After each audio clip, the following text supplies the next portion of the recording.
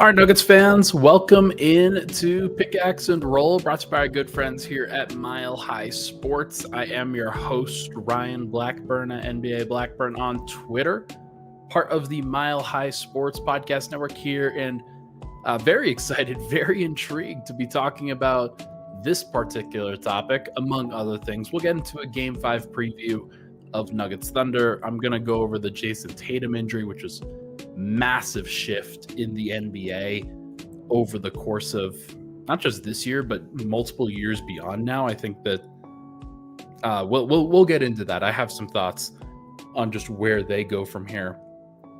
But first, we have to talk about the lotto. We have to talk about the draft lottery from last night and how crazy it actually was, and how, look, man, Adam Silver and the NBA is not going to beat the allegations from this one. There are too many red flags. There are literally too many pointing warning signs about how crazy last night was from a manipulation standpoint, and how they just got lucky, and how the lotto just shifted around in order to get Dallas, San Antonio, and Philadelphia in the top three. Insane stuff. We'll talk about it all. We'll get into it all for sure. Want to let you know that tonight's Denver Nuggets matchup between the Nuggets and Thunder, Game 5 on the road, is going to be it's going to be a crazy game. Starts at 7:30. If you want a place where you could go see it, go check out number 38. I'm going to be doing a pregame show up there.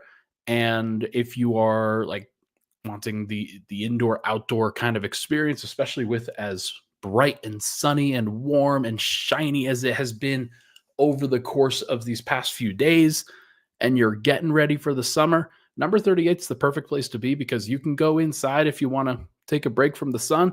But if you want to go enjoy some sunshine heading into the evening, like a nice little sunset, then that's where you should be. That's where you should go. So make sure to check it out, number 38. Come say hi. Would love to talk to some folks that are interested in coming down. Okay, let's go over the lotto. So I wanted to pull these the orders before and after the draft lotto. The top 5 heading into the NBA draft lottery last night: Utah, Washington, Charlotte, New Orleans, Philadelphia. Those were the 5 teams, and Brooklyn was 6, Toronto was 7. Those were kind of the 6 or 7 teams that really had a great chance of popping up, getting Cooper Flagg, being able to reset their franchise. With regard to Cooper Flagg, I think a lot of people, I don't think I see him as a franchise-altering prospect in the way that Victor Wembanyama was, but he was clearly the best player in college basketball last year as a freshman. And the way that he was able to impact the game in a whole bunch of varieties, just being able to watch him was a lot of fun. Very interesting player. Somebody who is going to be a great NBA player. I'm not sure if he's going to be transcendent, but I think he's going to be great. I think it's pretty clear that he's going to be an all-star caliber player at least. And what happens beyond that is up to him and up to the team that gets him. And if it was Utah, if it was Washington, if it was Charlotte, if it was New Orleans, I think a lot of people would have had some concerns. If it was Brooklyn, if it was Toronto, a lot of people would have had some concerns about just him going to those places and what the NBA was going to look like with Cooper Flagg at those spots.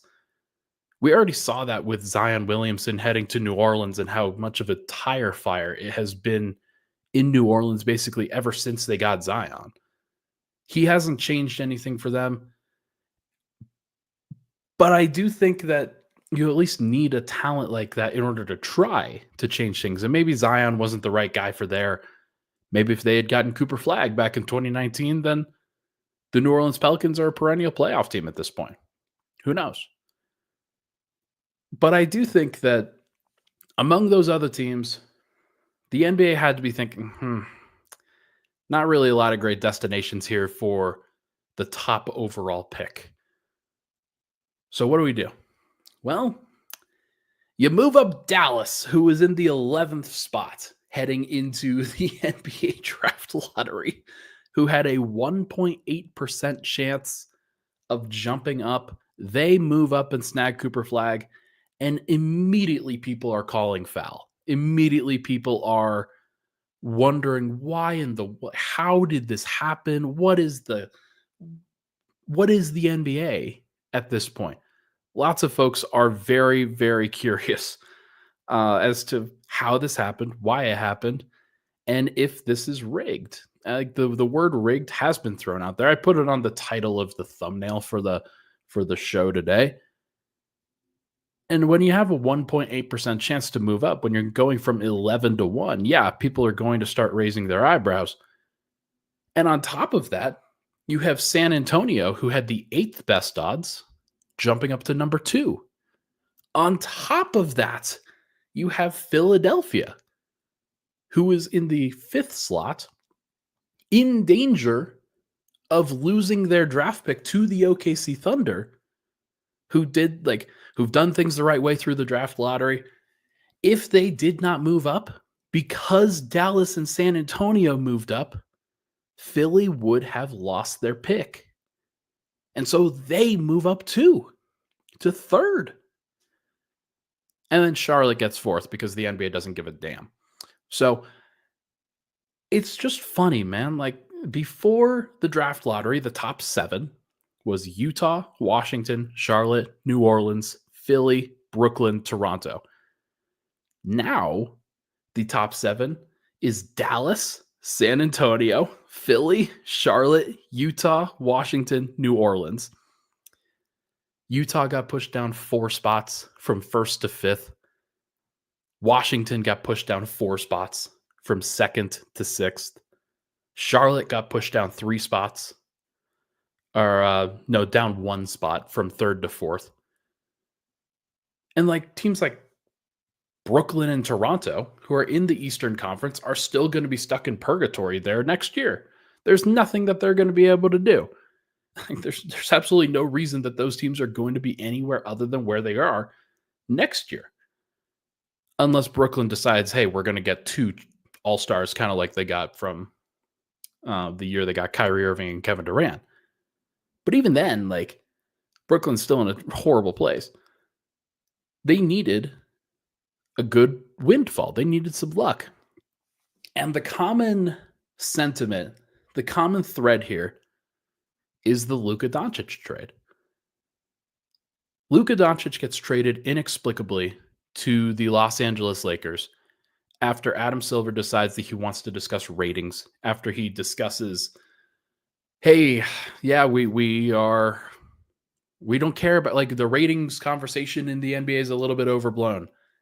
Just saying stuff like that. Saying that there are some other factors that needed to happen. And then Luka Doncic gets traded inexplicably by Nico Harrison and the Dallas Mavericks to the Los Angeles Lakers to give them their next franchise superstar for 7 years. And I know it didn't work out for the Lakers this year, but it was never expected to immediately. The whole goal was for them to be able to change their franchise, going from Anthony Davis, who's older, worn down, somebody that on the downside of his career, instead of supposedly in his prime like Luka is. And the hope there, if you are like Dallas, was to compete immediately, but Kyrie Irving tore his ACL, or it was either the ACL or Achilles. I'm not sure. Somebody fact check me on that. But Dallas was screwed. They were screwed after this. Between the injuries to Kyrie, between Anthony Davis being older and he has 1 more year left on his deal, there's no guarantee that he's going to stick around, especially with the shadow that is going to follow him because of the because of this trade. It's just a little sus that they popped up from 11 to 1 after making the most lopsided, dumbass trade in NBA history. They get rewarded people are compensated? Like, is this the basketball gods saying, "Oh, you had it really bad, and now we're gonna credit you. We're gonna try to help you turn the page for your franchise"? No, give it to Charlotte, man. Give it to Washington, man. These teams that have been floundering forever. Give them like a life raft. Dallas is gonna figure themselves out. They'll be fine. Those other teams were not, and so I don't know. It just seems sus to me. And then San Antonio, like who kind of lost in all this, San Antonio jumps up from 8 to 2. And that's where you start being like, okay, so you had two teams jump up at least 6 spots in this thing. What are the actual odds of that happening? It's extremely low. The odds of two different teams jumping up from outside of the top 7 is insanely low. The number of combinations where that actually happens versus the number of total combinations that there are, it's at least less than 1%. So we this was not a reasonable thing to have happen at all.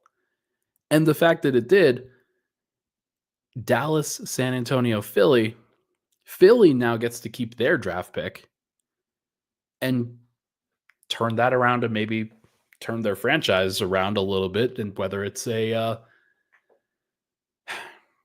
don't know, like Philly has an opportunity now to kind of get out from under the horrible situation that they are in. They've got Jared McCain coming back. There'll be plenty of time to talk about this as well, talk about all these teams. But the San Antonio piece of this is one where a lot of people are now pointing to the Giannis Antetokounmpo sweepstakes, Houston being able to throw out a pick, San Antonio being able to throw out multiple first-round picks in this draft.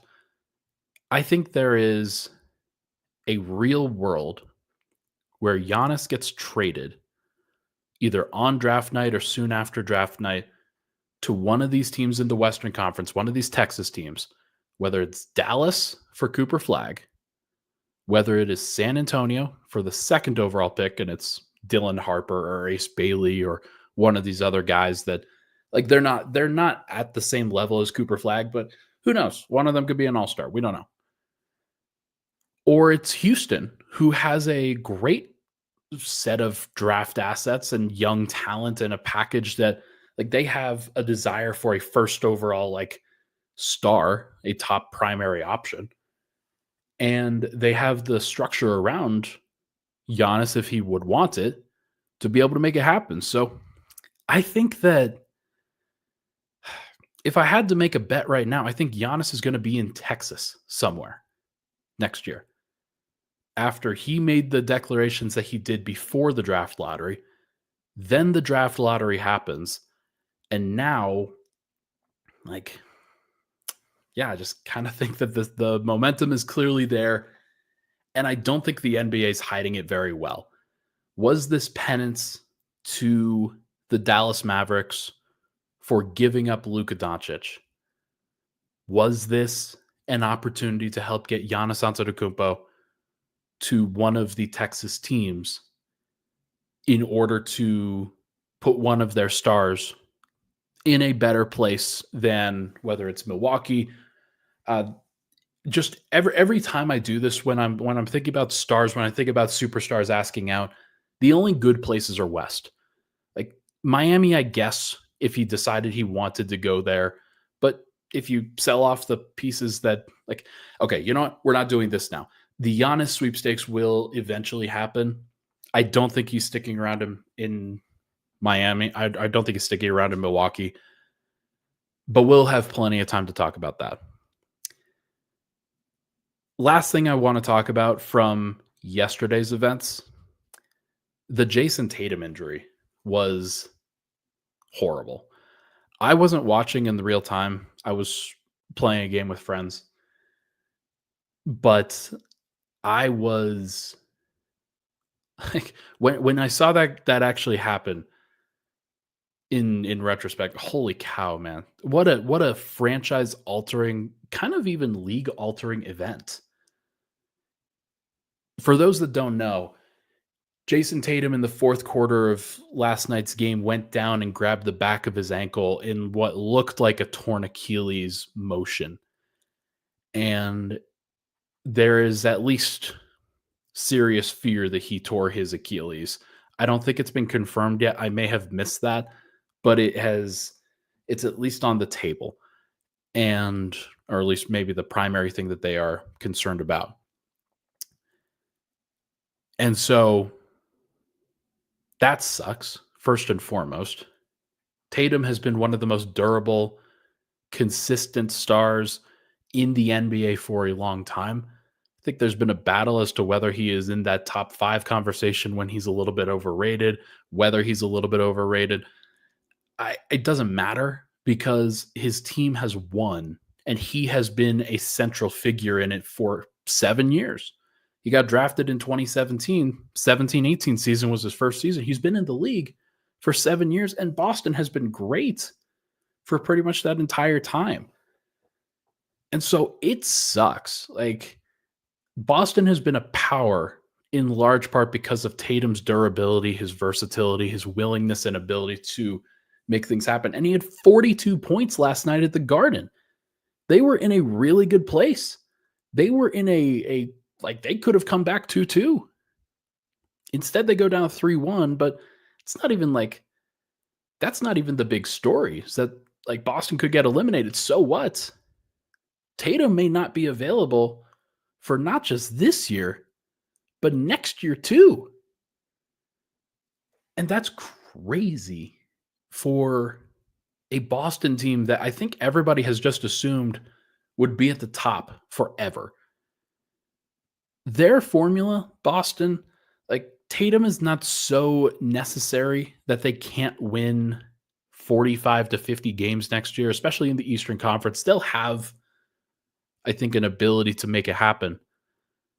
But the ramifications of Tatum being out, losing potentially this playoffs, but also next year's entire regular season and playoffs too, is crazy.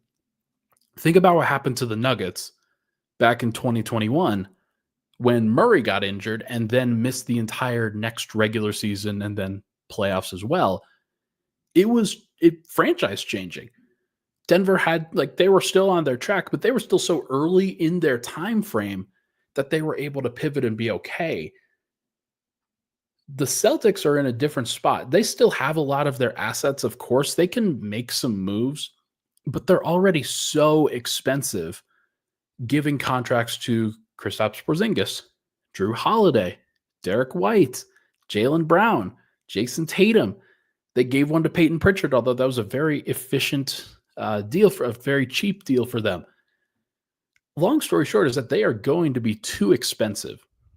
And the money that is going to be following them and the penalties that are going to be following them, I would be shocked, like flat out shocked, if they did not break up their team, if they did not kind of reset some things. Like Al Horford, a little bit too old, might need to go. Drew Holiday, on the downside of his career, they might sell him off for cheaper contracts than an asset or two.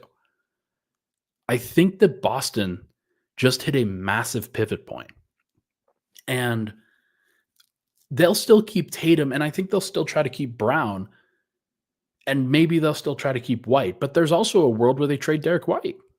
They're going to need Jaylen Brown to step up in this moment as their lone star. But I just think that they have now hit this place where, because this year and maybe next year are done, they're going to have to reset their clock. They're going to have to reset their team in some ways. And what that means is probably ducking the tax. And the way to duck the tax is to trade some of their players. So we'll see what happens. I might be putting the cart before the horse here, but I do think that this is an actual earth-shattering moment for them. And it sucks. Like, I'm very curious to see what they do with guys like Drew Holiday, Derek White, Kristaps Porzingis, even Al Horford. Like, it's possible Al Horford stays and then retires. But just a horrible situation for them. On the flip side, the Knicks and the Pacers are each one game away from the conference finals. The Minnesota Timberwolves are one game away from the conference finals. The Oklahoma City Thunder and Denver Nuggets are the only series that is really up in the air right now. The other teams, I think it's pretty clear which direction they're going to go. But right now, like there is a world where take the Nuggets out of it because they are a mid-market team. They're not a small market team. You could have the Knicks, the Pacers, the T-Wolves, and the Thunder. There's a real world where the Pacers and the T-Wolves are the teams that face off against each other in the NBA Finals. Think about that for a second. That is crazy. All right. When we come back, we are going to talk about Thunder Nuggets Game 5. We're going to talk about what Denver needs to do in order to shift this series and kind of reclaim momentum again. We'll be right back here on Pickaxe and Roll.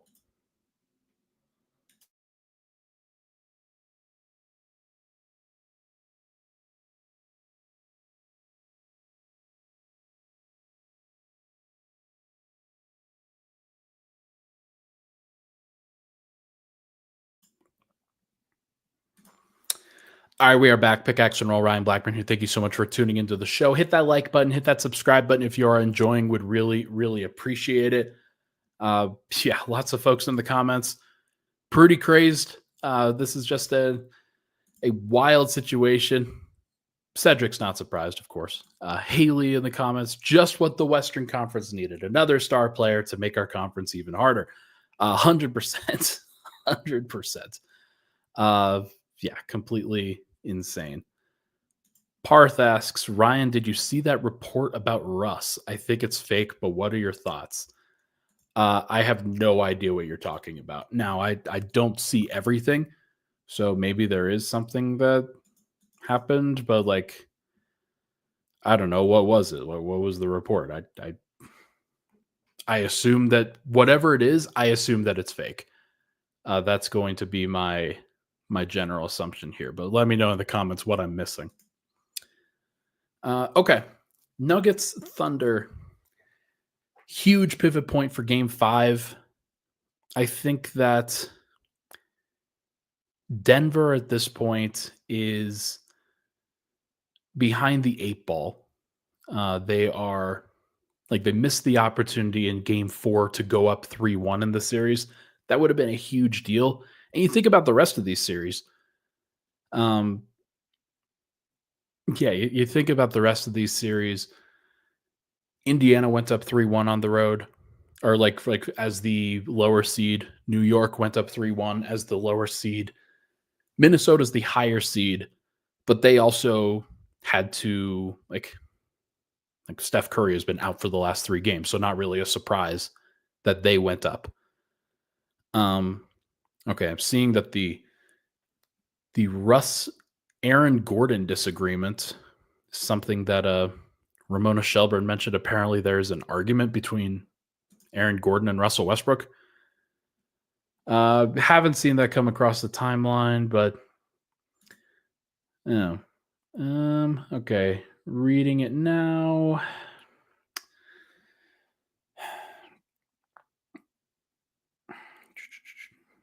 Challenge Westbrook. Interesting. Okay. Well. Okay. Apparently there's a Westbrook Gordon argument after Game 2 of the Clippers series. Interesting. That'll I'll think on that and I'll get back to you guys because I don't really have an immediate reaction because sometimes Russ is painted in a light that he does not deserve to be in, but other times he is a live wire firecracker and somebody who is very who has his own, he's a 17-year veteran. He gets to act in certain ways. He should get the treatment and things. So I don't know. I'll get back to you on that one. Um, okay.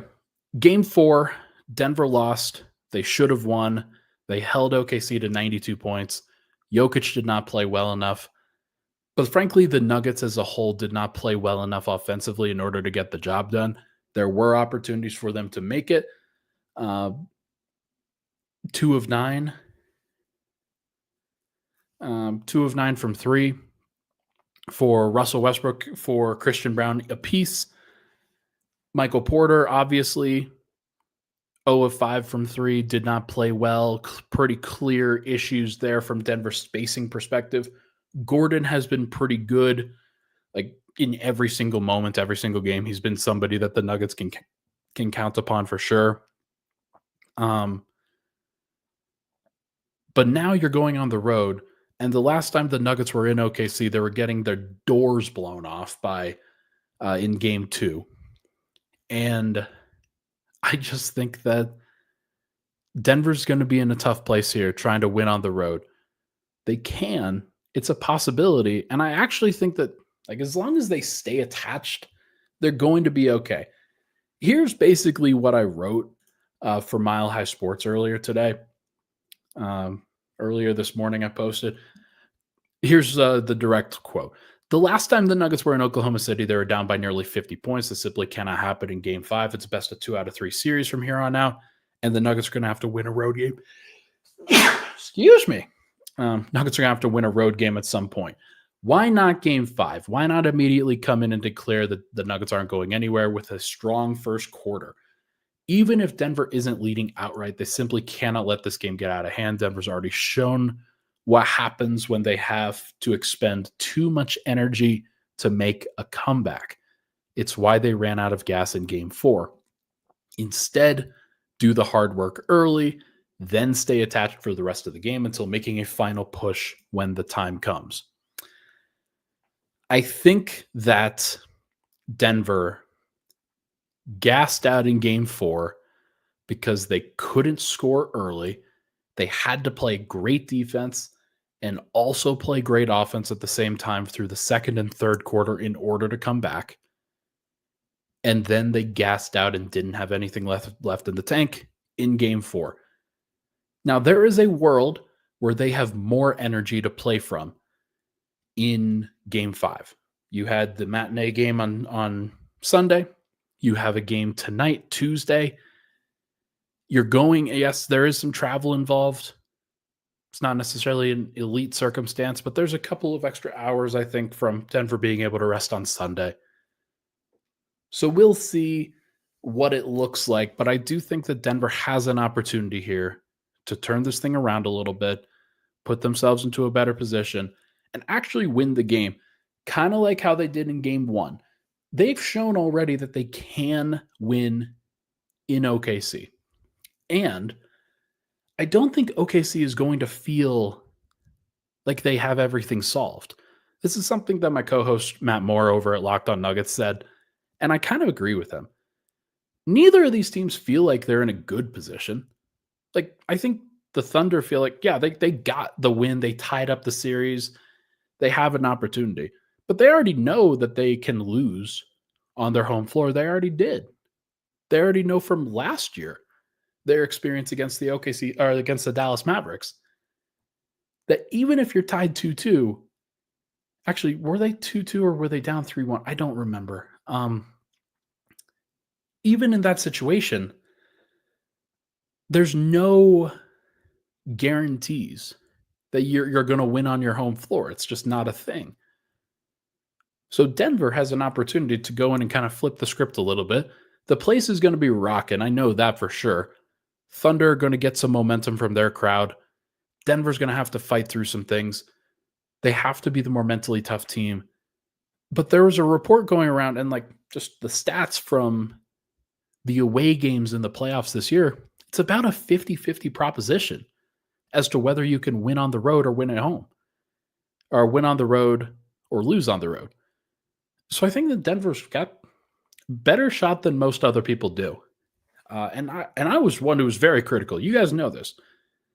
But I do think just from what I'm seeing and from what we've seen so far in this series, OKC, you would expect them to finally hit some shots at some point, but Denver's going to hit shots too. There's going to come a time where they just make 40% from three, and it's going to have to compared with Denver can't turn the ball over every single possession. They can't finish at the rim at sub 50%. They have to be better in those categories in order to get it done. But can they? Sure, absolutely. Am I expecting it? I don't know. It's hard to expect a Game 5 win on the road against a 68-win team. But Denver has shown that they can be trusted in these situations. They have. And so I'm very curious to see what they bring in Game 5. I think that Jokic is going to be better. One thing that I did notice watching Game 3 and Game 4 and then going back and rewatching them, Game 3, it felt to me like Jokic was flummoxed. He had no idea what to do. He was in a tough position. He didn't make good plays. He didn't make good reads. He was just making the wrong decision a lot of the time. It did not feel that way in Game 4. It felt like he just missed. It felt like there were just some plays that he missed, some shots that he missed, some floaters that he missed. There were opportunities for him to be good, and he didn't make them. That's a little different than being overwhelmed and being completely disrupted. I don't think he was disrupted as much as he was tired in game 4. Now, that could be copium. That could be hopium. But I do think that he's in a place where, would you be surprised if he had a 30-point triple-double in this next game? I wouldn't. Actually, I would, because I don't think that he's going to have 10 assists. That's the thing. But I do think there's at least a world where he does. I think there's a world where the game that he puts together, he just sees the floor a little bit better. He's a little bit more refreshed. He's in a situation where OKC they're unsure of themselves. If Denver can hit hard and if Denver can stay in the game, I think Jokic has the ability to take it home. And I think he's seeing things just a little bit better than he had before. So we'll see whether that's crazy or not. Is it crazy to think that the best player in the world, somebody who has been one of the best playoff solvers in NBA history, can solve, or at least in part solve this defense?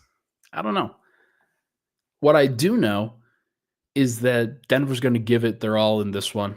I don't think they're going to just shut it down. They know that they need to win a game. And I don't think they feel like they can win both Game 6 and 7.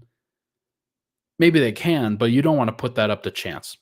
You don't want to give OKC an opportunity to close Denver out in Denver. I think if Denver can get Game 5, they can approach Game 6 in a healthy way rather than having to go all out. And then they know that they could go back to Game 7 if they need to. But it's going to be interesting, man. This is going to be a very, very interesting game. Who needs to step up in this one? It would be nice if Denver got some better shot making from Christian Brown, from Russell Westbrook, from Michael Porter, all three of those guys. Jamal Murray had a good Game 3. Didn't have a great Game 4. He was okay.